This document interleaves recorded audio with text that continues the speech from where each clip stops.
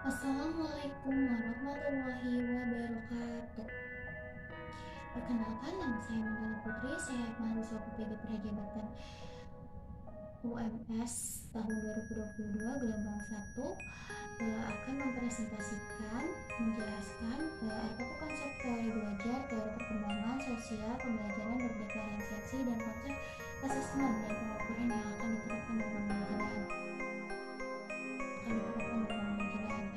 Nah, di sini saya mengambil kelas 2, yaitu RPP dari studi kasus yang ditemukan di STM.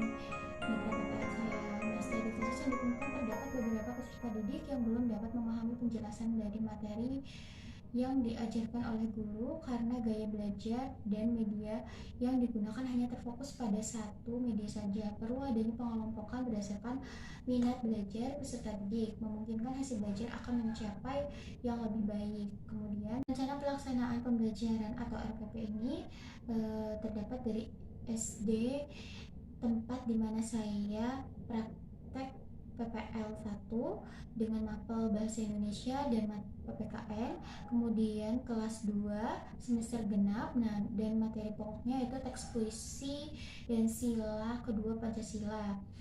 Tema 5 pengalamanku, subtema 2 pengalamanku di sekolah. Pembelajaran kelima dengan alokasi waktu 2 JP, jam pelajaran sekitar 70 menit. Kemudian di sini ada kompetensi inti sebagai berikut. Berikutnya ada kompetensi dasar dan indikator pencapaian kompetensi bahasa Indonesia, yaitu kompetensi dasarnya sebagai berikut 3.6, yaitu mencermati ungkapan permintaan maaf dan tolong, lalu teks tentang budaya santun sebagai gambaran sikap dan hidup rukun dan kemajemukan. Kemudian ada 4.6 menyampaikan ungkapan-ungkapan santun. Berikutnya indikator pencapaian kompetensinya ada 3.6.1 tentang menulis, yaitu C1. Kemudian ada 4.6.1 dengan kegiatan membaca dan tersebut secara mandiri dan tanggung jawab. Mata pelajaran PPKN kompetensi dasarnya terdapat 3.1, kemudian indikator pencapaian kompetensinya 3.1.1, kemudian kompetensi dasar 4.1 dan indikator pencapaiannya indikator pencapaian kompetensinya 3.1.1, kemudian kompetensi dasar 4.1 dan indikator pencapaian kompetensinya 4.1.1. Berikutnya ada tujuan pembelajaran. Tujuan pembelajaran di sini terdapat 5 tujuannya, yaitu peserta didik dapat menunjukkan contoh perilaku, dapat menceritakan, dapat membaca, dapat memilih kosakata, kemudian dapat mengartikan kosakatanya. Berikutnya ada penguatan pendidikan karakter. Penguatan pendidikan karakternya yaitu ada yang pertama ada beriman dan bertakwa dan berakhlak mulia dari kegiatan berdoa dan menunjukkan contoh perilaku di sekolah yang sesuai dengan sila kedua Pancasila. Kemudian ada gotong royong dan berdiskusi bersama teman sebangku, memilih kosakata baru dari teks puisi. Kemudian berikutnya ada mandiri dari kegiatan menunjukkan contoh perilaku di sekolah yang sesuai dengan sila kedua Pancasila. Kemudian ada yang keempat, kreatif dari kegiatan membaca indah puisi anak tentang layang-layang dengan lafal, intonasi, dan ekspresi yang tepat. Dan yang kelima yaitu benar kritis dari kegiatan bercerita tentang pengalaman menerapkan nilai-nilai Pancasila sila kedua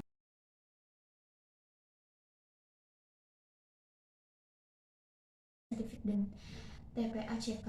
Kemudian strategi atau modelnya strategi PBL, modelnya diferensiasi proses, metode pembelajaran, ceramah, interaktif, diskusi, penugasan, dan tanya jawab.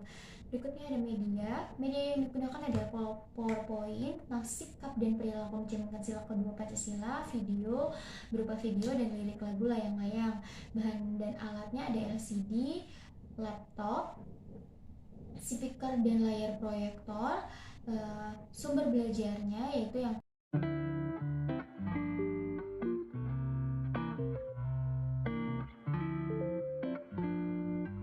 VR, yaitu berupa pengkondisian atau persyaratan secara klasikal. Kemudian ada estimasi waktunya sekitar 10 menit.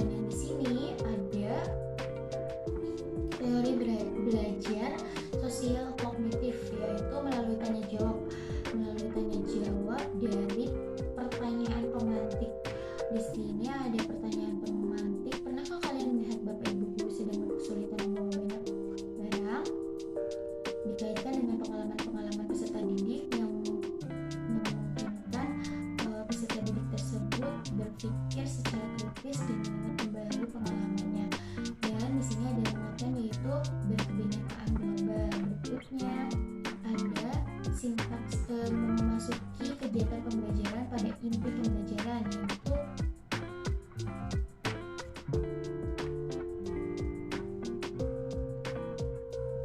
yang kelima, kegiatan yang kelima yaitu peserta didik yang membagi pembelajaran. Nah, kemudian peserta didik melakukan penjelasan dulu tentang tujuan pembelajaran. Berikutnya di sini ada muatan apa sih? Profil pelajar Pancasila yaitu berkebinekaan global.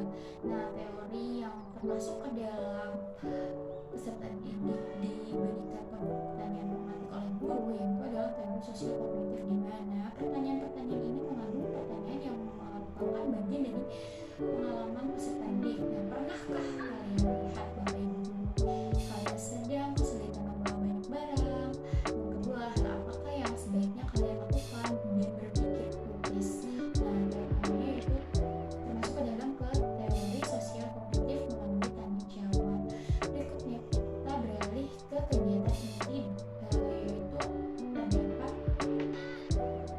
proses diferensiasi dan sintaks penyajian. Yang pertama ada sintaks penyajian masalah. Ayo mengerti, yaitu peserta didik mengenali gambar dari ada PowerPoint tentang bumi yang sedang berolahraga.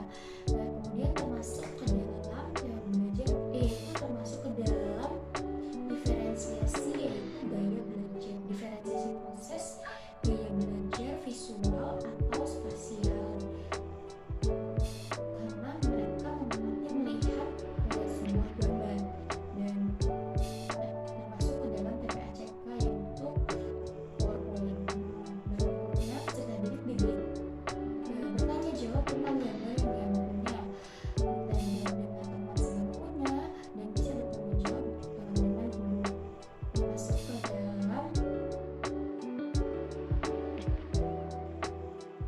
dan memberikan kesempatan beberapa waktu pada siswa untuk merespons.